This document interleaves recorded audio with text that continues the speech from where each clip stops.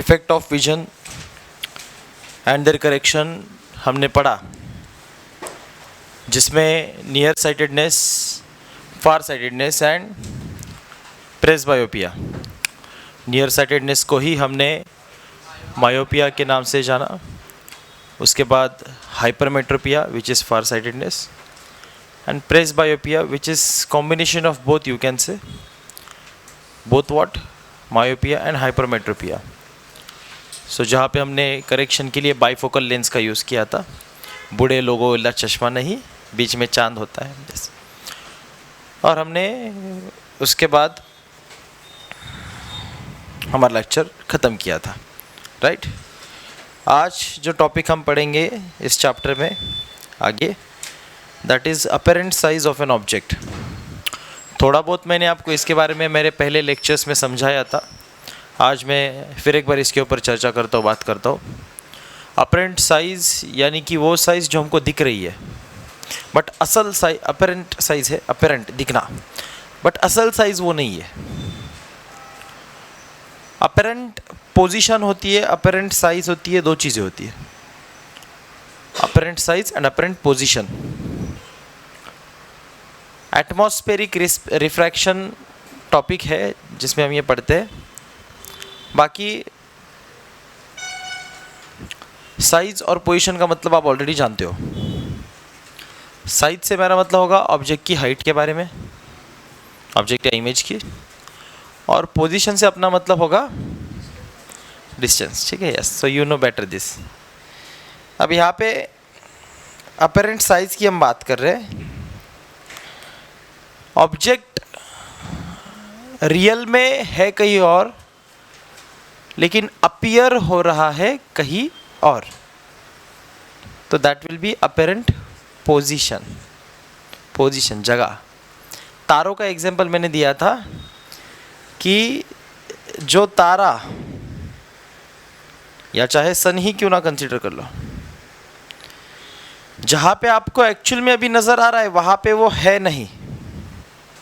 Sky में देखोगे ऊपर, ज्यावेळेस आभाळांमध्ये वरती ढगामध्ये बघता, आकाशात बघता, तर आकाशात बघितल्यानंतर सूर्य ज्या ठिकाणी तुम्हाला दिसतोय, ॲक्च्युली तो ज्या ठिकाणी दिसतोय त्या ठिकाणी ॲक्च्युअलमध्ये तो नाही आहे, तो फक्त अपीयर आपल्याला तिकडे होतोय। आता असं का होतंय, त्याचं रिझन आहे refraction. Rather to be precisely and properly said, it is atmospheric refraction. समझते इस बात को अच्छे से। जहाँ पे हम बोलते ये सूरज, सितारे, जो भी चीज़ें ये सब जहाँ पे है इन इंटरस्टेलर स्पेस, स्पेस तो एक वैक्यूम है, हमने बोला क्या है, राइट। वैक्यूम से लाइट गुजर रही है तो उसकी स्पीड ऑफकोर्स जाहिर सी बात है कितनी रहेगी, 3 × 10⁸ मीटर पर second. This is what we have studied earlier classes, right. लेकिन वही लाइट जब उस वैक्यूम से, उस स्पेस से हमारे अर्थ के एटमॉस्फेयर में एंटर करती है, अर्थ के भीतर 7 अलग अलग लेयर वाला एटमॉस्फेयर है कि नहीं है, मेसोस्फेयर, आइनोस्फेयर, स्ट्रैटोस्फेयर, पता है सबको। तब ये एक डेंस मीडियम की तरह काम करता है, जहाँ पे vacuum behaves as a rare medium and our atmosphere behaves as a denser medium. तो लाइट रेयर से डेंसर मीडियम में जब जाएगी तो उसके अंदर बेंडिंग होगा कि नहीं होगा, ये तो हमने पढ़ रखा है ना। और इसी फेनोमेनॉन को हमने बोला था क्या होता है, refraction. The bending in a light when it changes one medium to the other, when it passes from one medium to the other, the bending takes place, है ना। लाइट जो है अपना रास्ता, अपना पाथ चेंज करती है। दैट चेंज इन पाथ और अ bending is nothing but refraction, right? Everyone know this very well because we've been studying the same things since last 4, 5, 6 lectures, है ना। Now ये इस तरीके से जो स्पेस से लाइट आकर के हमारे एटमॉस्फेयर में एंटर की, एंटर करने के कारण उसमें कुछ बेंडिंग आया, तो जो बेंड होकर के दिख रहा है वो मेरी आंखों के दिख रहा है, जो बेंड होकर के दिख रहा है वो मेरी आंखों को दिख रहा है। मतलब मैं अगर आपको बताना चाहूँ ड्रॉ करके, तो जो सूरज यहाँ पे है वह यहाँ पे अर्थ है, अर्थ पे मैं बैठा हूँ, ठीक है, मैं देख रहा हूँ सूरज को, और ये सूरज एक्चुअल में यहाँ पे एटमॉस्फेयर में लाइट एंटर की और यहाँ पे बेंड की थोड़ी सी, ठीक है, लेकिन मेरे को तो ये यहाँ पे दिखेगा ना, मेरे को यहाँ पे दिख रहा है सीधा, लेकिन एक्चुअल में मेरे को पता है लाइट बेंड होकर क्या आ रही है. So this is what, this is apparent position, this is apparent position, but this is real position. आ रही है बात दिमाग में कुछ? क्योंकि भाई रिफ्रैक्शन के कारण एटमॉस्फेरिक, इसको क्या बोलेंगे, एटमॉस्फेरिक,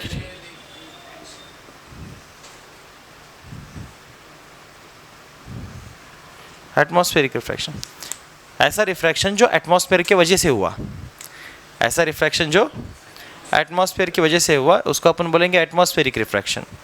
और यहाँ पे हम समझ पा रहे हैं कि एटमॉस्फेरिक रिफ्रैक्शन होने के कारण से जो चीज़ें हमको एक्चुअल में नज़र आ रही है वो रियल लाइफ में वहाँ पे है ही नहीं, वो तो कहीं और है. रियल लाइफ में सन यहाँ पे मेरे को दिख रहा है, लेकिन ये तो सर यहाँ पे, क्योंकि लाइट तो बेंड होकर के आई है ना, लाइट सीधी आई नहीं होगी, मेरे को दिख वहाँ पे रही है, एक्चुअल में कहीं और है. This is why apparent position इस तरीके से काम करती है. जो चीज़ें हमको दूर की जो है, जो एटमॉस्फेयर के रिफ्लेक्शन के बाद नज़र आ रही है, तो कुछ और जगह पे नज़र आ रहा है, लेकिन हम जहाँ पे देख रहे हैं उसको वो वहाँ पे नहीं है, वो कहीं और है, उससे थोड़ा सा बाजू में हट के है, साइड में है, कुछ भी बोलो, ठीक है. हम जहाँ पे देख रहे हैं वहाँ पे तो पक्का नहीं है, वो कहीं और है, ठीक है. तो साइंटिस्टों को सोचो फिर बराबर कितना कैलकुलेशन करना पड़ता होगा. नहीं तो मैं रॉकेट भेज रहा हूँ चाँद पे, मेरे को दिख रहा है उस पोजीशन के कैलकुलेशन के हिसाब से, और पता चला चाँद तो बाजू में रह गया, मेरा रॉकेट नीचे लैंड ही नहीं किया, ऐसा चलेगा? तो कैलकुलेशन बहुत सटीक और बहुत शार्प चाहिए वहाँ पे, नहीं, वहाँ पे इन सब फैक्टर्स को कंसिडर किया जाता है, करना ही पड़ता है, क्योंकि नहीं करेंगे तो मिशन फेल हो जाएगा, राइट. तो अपेरेंट पोजीशन कोई चिंदी टॉपिक नहीं है, it is very important, right. तो जो हमको दिख रहा है, चीज़ें जहाँ पे हमको दिख रही है स्पेस में, वो वहाँ पे है नहीं, because of the atmospheric refraction they are appearing at a different position. That is what we call as the apparent position. But in real life they are somewhere else, maybe aside to that, maybe at some distance from that position that we are looking at. Understood? Yes, sir. This is how atmospheric refraction works, and this is how the concept of apparent position is. Hope you understood the apparent position. Now along with this what we have is apparent size of an object. ठीक है, apparent position की मैंने बात की, जिसमें मैंने आपको क्या समझाया, कैसे चीज़ें किसी और जगह पे अपीयर हो जाती है जबकि वो होती वहाँ पे नहीं है. अब अपेरेंट साइज़ का क्या लोचा है सर? देखो, इसके लिए यहाँ पे हमें जो अपनी एसएससी की किताब है इसमें एक एक्टिविटी सजेस्ट की है, या फिर यहाँ पे आप बोल सकते हो कि एक एक्सपेरिमेंट सजेस्ट किया है, ठीक है, और इसकी डायग्राम भी दी गई है हमें दो अलग अलग एंगल्स के लिए. ये एरोप्लेन है, ये एरोप्लेन है, ठीक है, हाँ ये एरोप्लेन है, ऐसा ऐसे ही कुछ होता है. अभी मान लो ना, हाँ अभी पूरा ड्रॉ थोड़ी ना करूँगा. अब ये एरोप्लेन तुम्हारे सामने रखा हुआ है, बड़ा सा प्लेन जिसमें बैठ करके उड़ते हैं, तो कितना बड़ा नज़र आता है, नहीं बड़ा है भाई, बड़ा सा 100-200 लोग बैठ के जाते, 300-400 लोग बैठ के जाते, और बड़े बड़े भी होते. क्यों? और वही अगर तुम्हारे सर के ऊपर वहाँ पे आकाश में दूर वहाँ स्काई में उड़ता हुआ नज़र आए, तब कितना सा दिखता है? तब बहुत छोटा दिखता है, तब तो बहुत छोटा दिख रहा है ना ये. अब तो ऐसी उंगली पकड़ेगा, ये रे इतने सा प्लेन, तेरी क्या होगा तेरे सामने? प्लेन भी लाइक सामने आ जाओ तो दिखा दूँ तुझे औकात, तब बोल. अपेरेंट साइज, जो दिख रहा है साइज, वो असल में नहीं, असल में तो बहुत बड़ा है, असल में तो बहुत बड़ा है ना. दिख छोटा रहा है, अपीयर छोटा हो रहा है. फर्क किसका पड़ा? एंगल का पड़ा. बताता हूं, सुनो. डिस्टेंस का पड़ा। ऑब्जेक्ट बहुत करीब है तो ऑब्जेक्ट बड़ा दिखता है, सही सेम साइज का वही ऑब्जेक्ट, ऐसा नहीं कि प्लेन ऊपर जाता है तो खुद ब खुद छोटा हो जाता है, नहीं होता है ऐसे। प्लेन उड़ गया सर तो उड़ने के बाद छोटा हो जाता है, नहीं, मक्खी बन जाएगा उड़ते हुआ। मक्खी जितना छोटा ज़रूर नज़र आता है लेकिन उड़ने के बाद, और यहाँ पे ज़मीन पे ला के रख दो आपके सामने तो you know the size of a plane. So क्या प्लेन की साइज कम हुई? तो फिजिक्स समझने वाली बात है, फिल करने वाली बात है। होता ही नहीं हमारे साथ, हम देखते हैं ना भाई, ऐसा थोड़ी ना हम बस पढ़ने के लिए पढ़ रहे हैं, होता ही है। हमको प्लेन दिखता है छोटा सा, सन इतना छोटा दिख रहा है उतना छोटा रियल लाइफ में, चांद इतना छोटा दिख रहा है रियल लाइफ में उतना छोटा। वो जो सन आप उंगली के बराबर देख पाते हो, लाखों अर्थ समा जाएगी उसके अंदर, इतना बड़ा है वो। हमने तो फिर भी एक छोटे से प्लेन की बात की। सेम चीज़ आप बहुत सारे रियल लाइफ एग्जाम्पल से देख सकते हो, चाहे फिर एक पर्सन को ही क्यों ना आप देख रहे हो बहुत दूर से, जो उसकी साइज़ आपको नज़र आ रही है वो अपरेंट साइज़ है। मैं अभी अपरेंट पोजीशन की बात नहीं कर रहा हूँ, पोजीशन मैंने सिखा दिया, मैं अपरेंट साइज़ की बात कर रहा हूँ। अपियरेंट यानी कि जो अपियर हो रहा है, जो दिख रहा है, जसं दिसतं तसं। खायचे दात आणि दाखवायचे दात, हे आपल्याला फिजिक्स पण शिकवत आहे।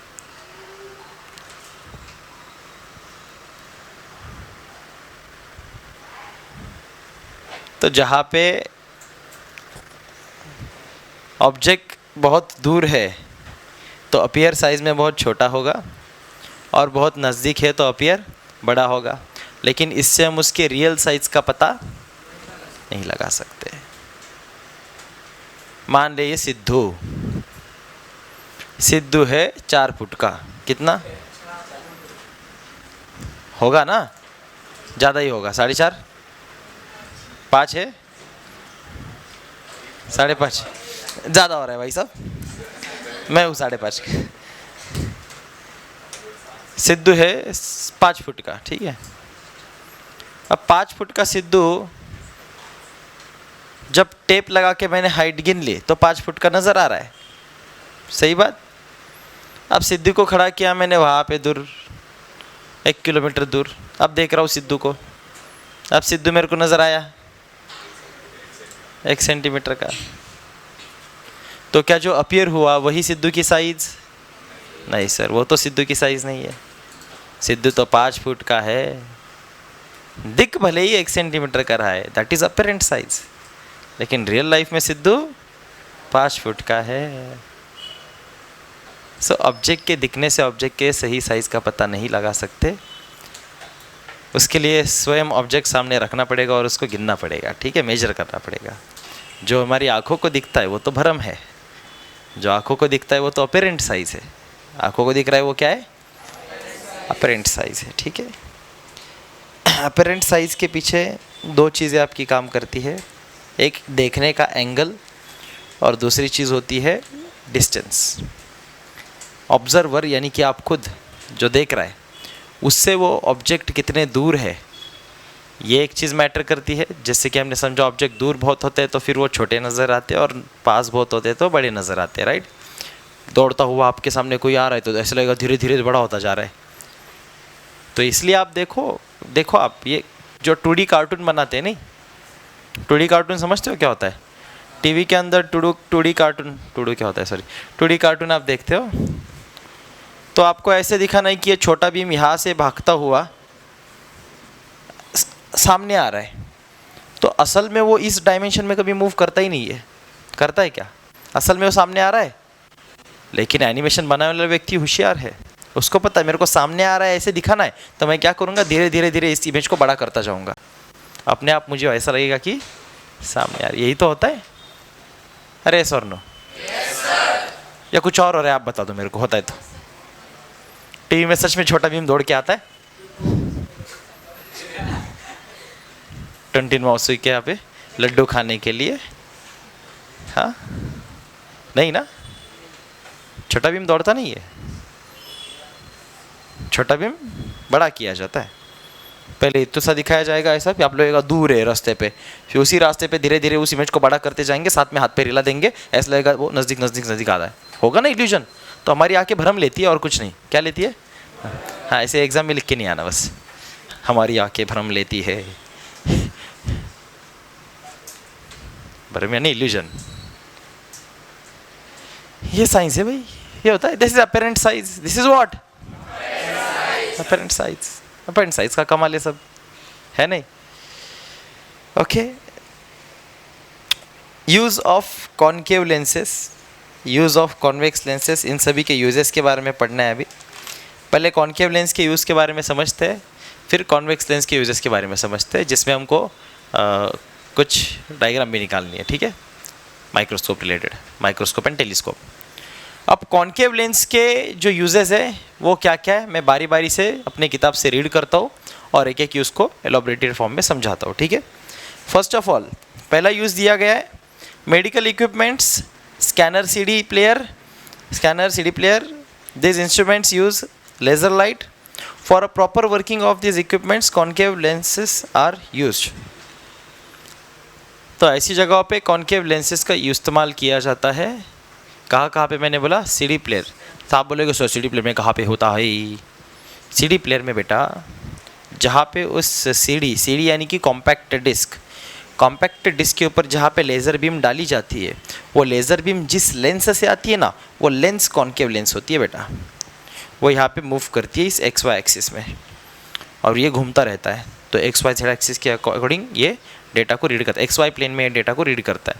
वो अलग कहानी है, छोड़ो, ठीक है, वो डेटा कैसे रीड होता है वगैरह वगैरह वगैरह, हम आते टॉपिक में। तो सीडी प्लेयर में या फिर मेडिकल इक्विपमेंट्स में, हाँ, स्कैनर्स में, ऐसी जगहों पे कॉन्केव लेंसेज का इस्तेमाल किया जाता है। ये सर एक ही काम है क्या इसका, और कुछ आता है इसको? कॉन्केव लेंस को बहुत कुछ आता है, ध्यान से सुनो। दूसरा, the peep hole in door. Peep hole हम सभी के घरों में या किसी के लगा होगा, किसी के नहीं लगा होगा। मेरे भी घर पे लगा हुआ है। बड़ी प्यारी चीज़ होनी चाहिए दरवाजे पे। आजकल के ज़माने में तो होनी ही चाहिए। आज तो खैर कैमरे भी आ चुके हैं, है ना, दरवाजे पे कैमरा लग जाता है सीधा बाजू में, और फिर अपने घर में अगर टैब लगा है तो उसके अंदर वो सीधा दिख जाता है ना बाहर, है, सिस्टम्स बड़े बन रखे हैं, नहीं। लेकिन जो पीप होल आता था, वो पीप होल में भी कॉन्केव लेंस का इस्तेमाल किया जाता है, जिस कारण से एकदम दरवाजे के नज़दीक रुका हुआ व्यक्ति भी आपको दूर दिखता है ना। अब यहीं पे कॉन्वेक्स लेंस लगा रहे तो सीधा उसकी नाक ही दिखती बस। अरे ऐसी आप करके देखो तो आपको झूठ लगता है, हंसी आती है आपको, ऐसी होता। तो वहाँ पे उन्होंने कौन सी लेंस लगाई? कॉन्केव लेंस लगाई। तो व्यक्ति जो नज़दीक भी खड़ा है ना, वो दूर नज़र आता है, ठीक है, दूर नज़र आता है। ऐसे क्यों होता है, इसकी आप मेरे को रे डायग्राम निकाल के दिखाना बाद में, अभी नहीं। तो पीप होल जो दरवाजे से देखेंगे, अच्छा ये आया है क्या, पैसे मांगने आया होगा, घर पे मैं नहीं हूँ। तो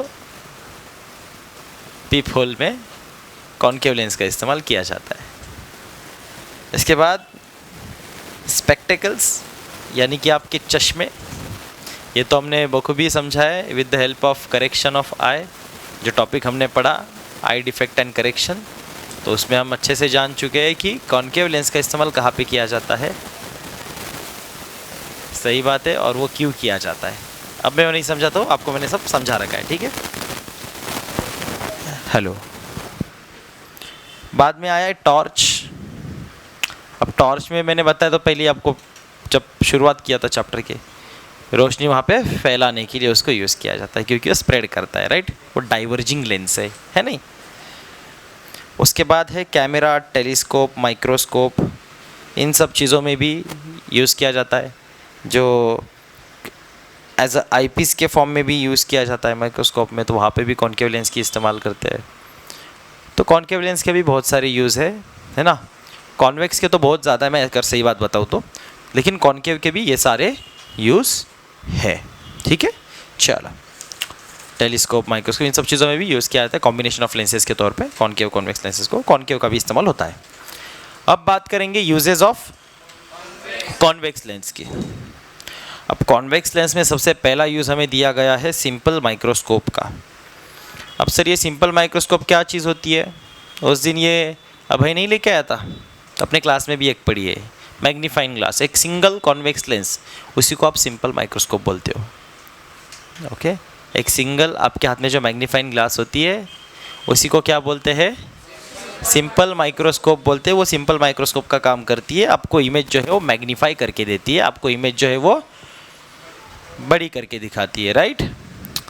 तो इसके लिए आप देखना, अगर आपके सामने टेक्स्ट बुक है और नहीं भी अगर है तो ज़्यादा ज़रूरत फील होगी नहीं। आप सिंपल इतना समझ लो कि जो है इसमें हम क्या करते हैं, एक कॉन्वेक्स लेंस का इस्तेमाल करते हुए ऑब्जेक्ट को एक सर्टेन डिस्टेंस पे प्लेस करेंगे, जिस कारण से ऑब्जेक्ट हमको मैग्नीफाई नज़र आएगा। अब आप मेरे को बताओ ऐसी कौन सी पोजीशन है कॉन्वेक्स लेंस की उन 6 कंडीशन में से जहाँ पे ऑब्जेक्ट हमको मैग्नीफाइड, बिगर इन साइज नज़र आता है, इमेज हमको बड़ी नज़र आती है। फोकस पे रखेंगे तो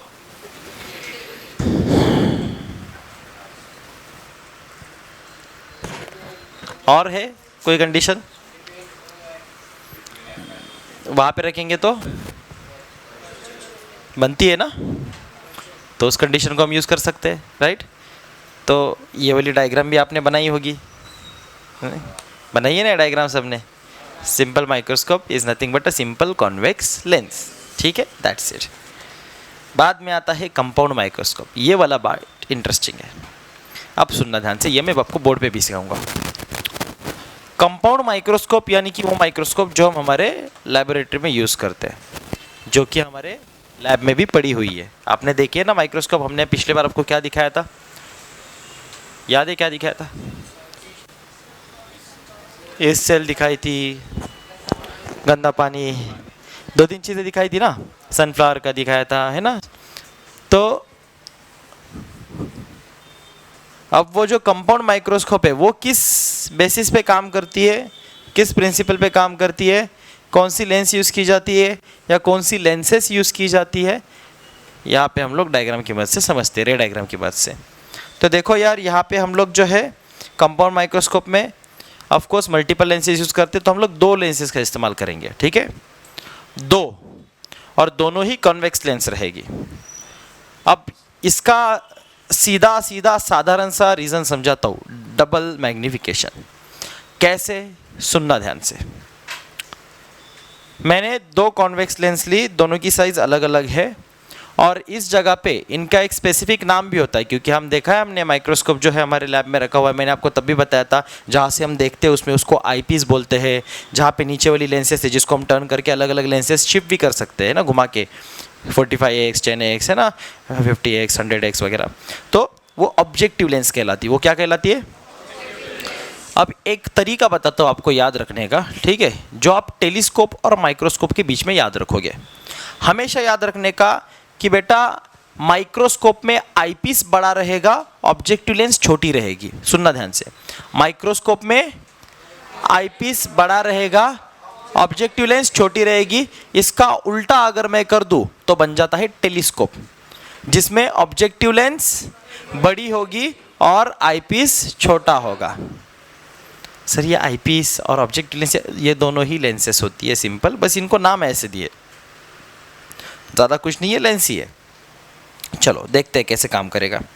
मेरे पास 2 लेंस है, 2 कॉन्वेक्स लेंस है, एक यहाँ पे मैंने रख दी, दूसरी मैं यहाँ पे बना लेता हूँ, ठीक है। ये थोड़ी रिलेटिवली बड़ी है, ओके, ये इनके बीच से जा रहा है, बोलो क्या? Principal axis. अब होता क्या है सुनो, अब यहाँ पे objective lens which is smaller than the eyepiece, तो ये मैं लिख देता हूँ ऑब्जेक्टिव लेंस, और ये है आईपीस, ठीक है, PIEC, हाँ बराबर। अब ऑब्जेक्टिव लेंस के नीचे आप कुछ ऑब्जेक्ट रखते हो और आईपीस से देखते हो, तो मेरी आँख जो है, मेरी आँख यहाँ पे आने वाली है, मेरी आँख यहाँ पे आएगी, नहीं, आँख यहाँ पे आएगी मेरी, आके यहाँ पे आएगी, अच्छी नाक,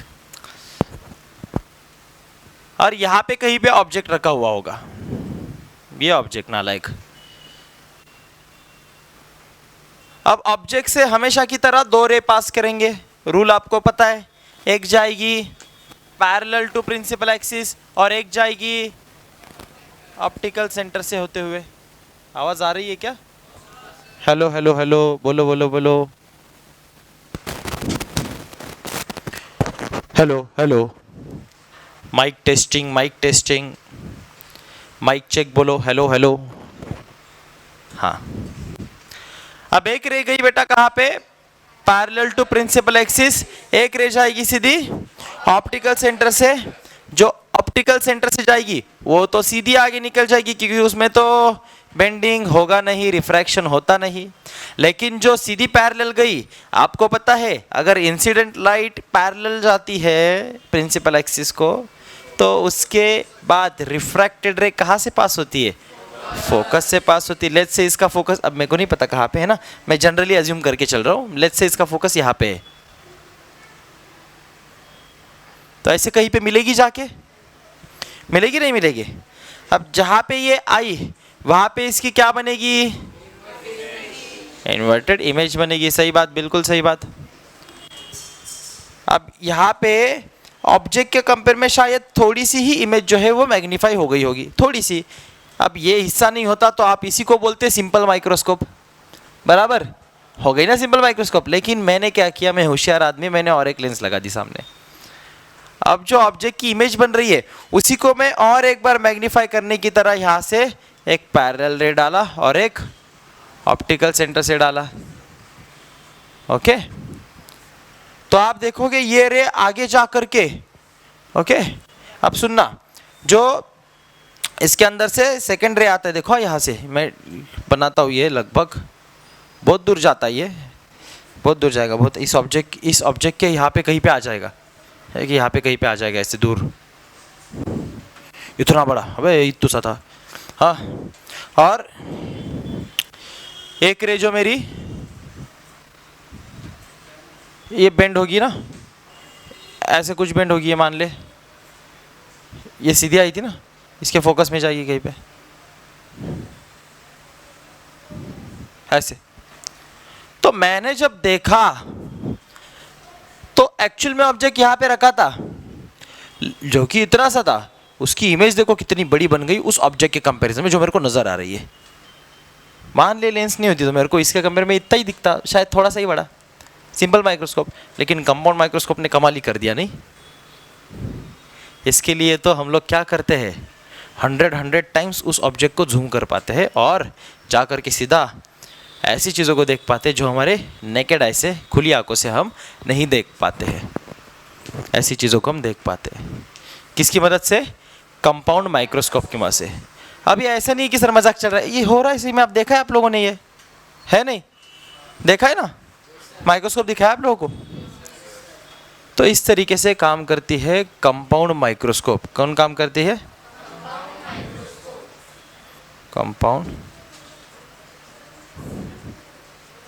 कंपाउंड माइक्रोस्कोप। आया समझ। ये फाइनल जो यहाँ पे बनी ये रहेगी आपकी इमेज और ये है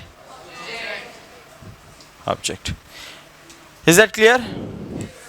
डालो वहाँ पे uses of convex, uses of convective lens आप घर पे लिखना, ठीक है, नोट्स की फॉर्म में। यूजेस ऑफ कॉन्वेक्स लेंस में पहला टॉपिक डालना सिंपल माइक्रोस्कोप का, उसके लिए जगह छोड़ दो, घर पे आप सिंपल माइक्रोस्कोप का कंस्ट्रक्शन करके लाओगे, एक सिंपल लेंस लोगे, आता है आपको। हाँ, सिंपल माइक्रोस्कोप में कॉन्वेक्स लेंस लेनी है, ऑब्जेक्ट लगाना है, इमेज देखनी, खत्म खेल, ठीक है, मैग्नीफाइड। और अब यहाँ पे मैंने आपको बताया क्या, कंपाउंड माइक्रोस्कोप जो कि सेकंड रहेगा, ठीक है, जो कि सेकंड टॉपिक है इसका hashtag uses of convex lens का, ठीक है, जिसमें हमने पढ़ा कंपाउंड माइक्रोस्कोप को, उसकी रे डायग्राम हमने बनाई और कैसे ऑब्जेक्ट बड़ा नज़र आता है वो हमने देखा। Write down fast. इसके बाद पढ़ेंगे टेलीस्कोप जाता है, ओके, और फिर वो दूर के चांद सितारे पता नहीं क्या क्या क्या और सब देखते, ऐसे ही होता है ना कुछ। तो क्योंकि आईपीस छोटी लेंस है और ऑब्जेक्टिव लेंस बहुत बड़ी होती है उसके कंपेयर में, तो हम बहुत दूर के ऑब्जेक्ट्स को देख पाते हैं। एग्जैक्टली उल्टा ऑफ द माइक्रोस्कोप, राइट। तो अभी ये टेलीस्कोप, अब ये तो मेरा गंदा सा टेलीस्कोप बना है, इसकी अपन रे डायग्राम निकालते हैं और समझते हैं कि कैसे हमको दूर के ऑब्जेक्ट्स जो है यहाँ पे नजर आ सकते हैं टेलीस्कोप की मदद से। सो इसके लिए हमें इसकी रे डायग्राम ड्रॉ करनी होगी, जो कि कुछ इस तरीके से। वापस एक बार हम लोग क्या करते हैं, दो लेंसेस ले लेते हैं। पहले तो एक मैं बड़ी लेंस ले लेता हूँ यहाँ पे कुछ इस तरीके से, let's say this is the lens and convex lenses, ठीक है। आपको बताओ, ये तो एक हम बात कर रहे हैं सिंपल टेलीस्कोप की, जैसे एक नॉर्मल सा टेलीस्कोप होता है कोई भी, जिसमें दो लेंसेज का इस्तेमाल किया गया है इस तरीके से, दो कॉन्वेक्स लेंसेज का। और भी दुनिया में तरह तरह के अलग अलग लेवल के, अलग अलग साइज के टेलीस्कोप्स अवेलेबल होते हैं। आज तो कंप्यूटराइज्ड भी आ चुके हैं। और ये जो टेलीस्कोप हम जिसमें ऐसे लेंसेज का इस्तेमाल करते हैं, ये ऑप्टिकल टेलीस्कोप कहलाते हैं। अब तो डिजिटल भी आ चुके हैं। मैं आपको एक और टेलीस्कोप के बारे में बताऊंगा एज एन एक्स्ट्रा इंफॉर्मेशन, जो कि रेडियो मीटर वेव टेलीस्कोप होती है। GMRT नाम की एक चीज है जो कि हमारे पुणे में ही है, नारायण गांव, अगर आपको पता होगा तो वहां पे giant metre wave radio telescope GMRT, वहां पे 28 फरवरी बराबर। बताओ क्या होता है?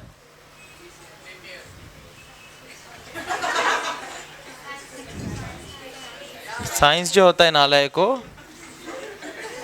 28 फरवरी को क्या होता है? तो हर साल वहाँ पे साइंस एग्जीबिशन लगता है 28 फरवरी को। अगर आप में से आपके पेरेंट अगर आपको वहाँ पे लेके जाते हैं उस दिन, तो बहुत बढ़िया रहेगा, आप जा सकते हो। स्टूडेंट आईडी के बेसिस पे आपको एंट्री मिल सकती है, और अगर संभव हुआ, पॉसिबल हुआ, तो शायद हम क्लास की ट्रिप ही निकाल लेंगे, ठीक है। 28 फरवरी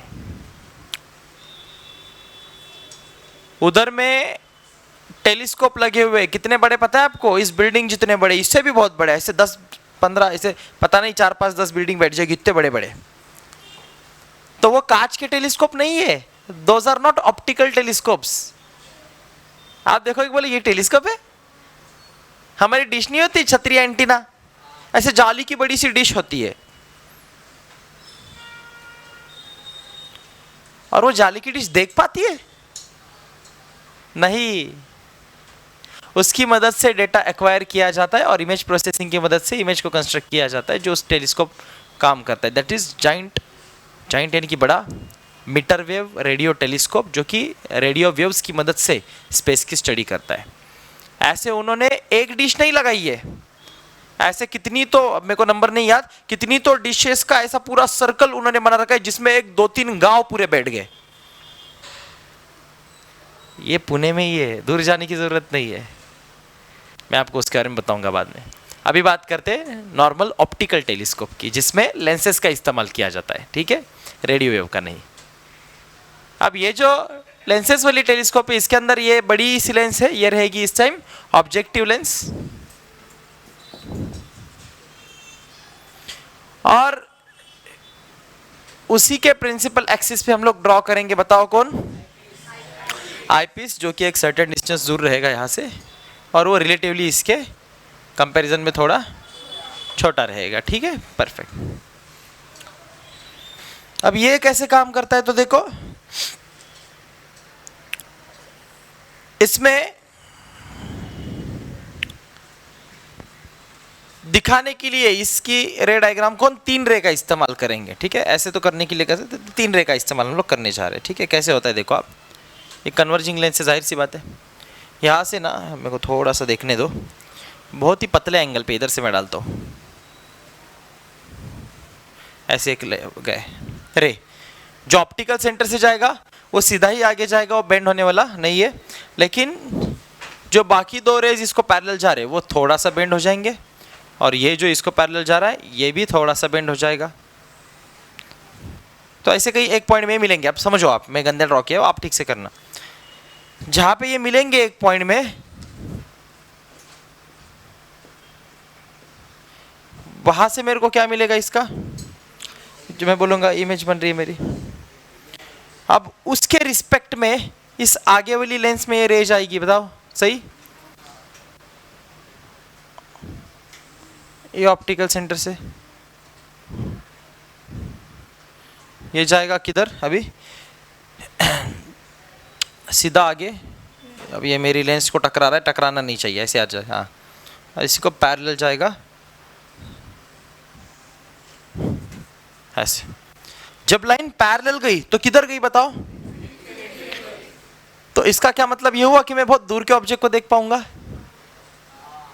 नहीं। अगर लाइन पैरेलल चली गई तो लाइन कहाँ पे गई? इन्फिनिटी पे गई। तो मतलब मेरे को कोई लिमिट नहीं है, मैं कहाँ तक भी देख सकता हूँ, बस सामने कोई चीज़ आ जाए वो मेरे को दिख जाएगी, चाहे कितनी दूर हो, राइट? तो इस तरीके से हम लोग टेलीस्कोप को स्टडी करते हैं। यहाँ पे जो है मैं अपनी आँख रखूँगा, ठीक है, इधर मैं अपनी आँख रखूँगा, मतलब मैं देखूँगा, ठीक है। ये मेरे को दूर के ऑब्जेक्ट्स फिर आसानी से नज़र आएंगे। इस तरीके से काम करेगी टेलीस्कोप। क्या काम करेगी? कंस्ट्रक्शन समझ आ रही है? एक मिनट। हेलो, मैं देखा ना यूजेस ऑफ कन्वेक्स लेंस में हमने देखा, पहला यूज देखा हमने सिंपल माइक्रोस्कोप, दूसरा यूज हमने देखा कंपाउंड माइक्रोस्कोप, तीसरा यूज हमने देखा टेलीस्कोप, चौथा यूज है इसका ऑप्टिकल इंस्ट्रूमेंट्स। अब ऑप्टिकल इंस्ट्रूमेंट्स में क्या आता है? बहुत सारे ऑप्टिकल इंस्ट्रूमेंट्स है, जैसे हमारे सामने प्रोजेक्टर लगा हुआ है, ये भी एक ऑप्टिकल इंस्ट्रूमेंट्स है, इसके अंदर भी कॉन्वेक्स लेंस लगती है, तब जाकर के वो रे ऐसी फैलती है और हमको बड़ा सा स्क्रीन पे दिखता है ना, कांच का, उसके अंदर बड़ी सी लेंस होती है, मस्त बढ़िया पावर होती है उस लेंस की।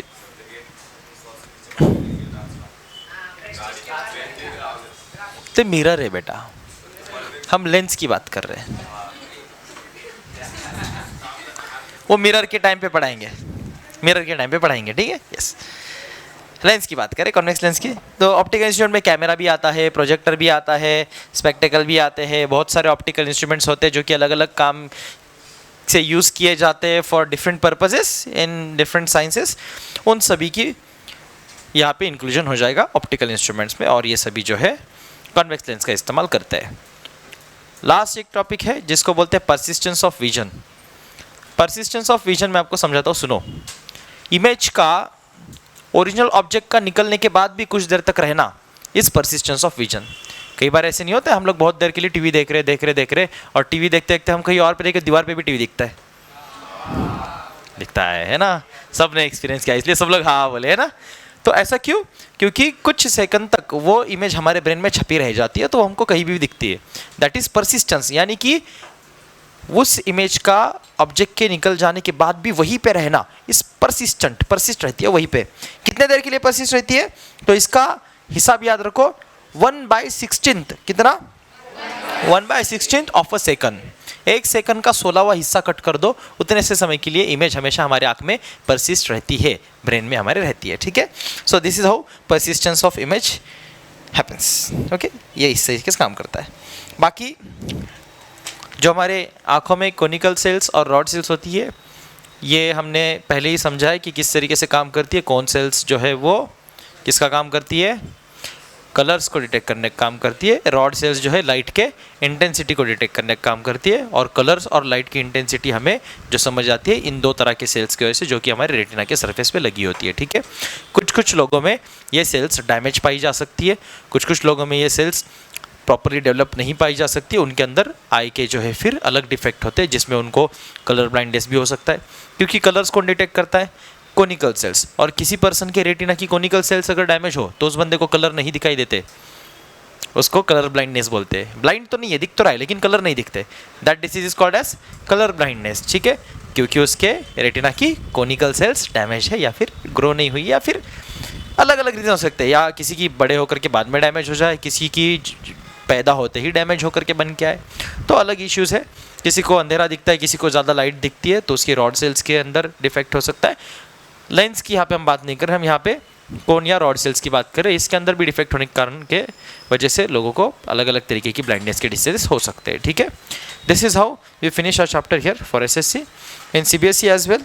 जो है हमने ये चैप्टर की सीरीज़ लगातार पढ़ी। अब इसके अंदर कुछ छोटे मोटे टॉपिक है 2-3 जो मैं अभी डिस्कस करूँगा अगले लेक्चर में, और चैप्टर को कंक्लूड करूँगा अच्छे से।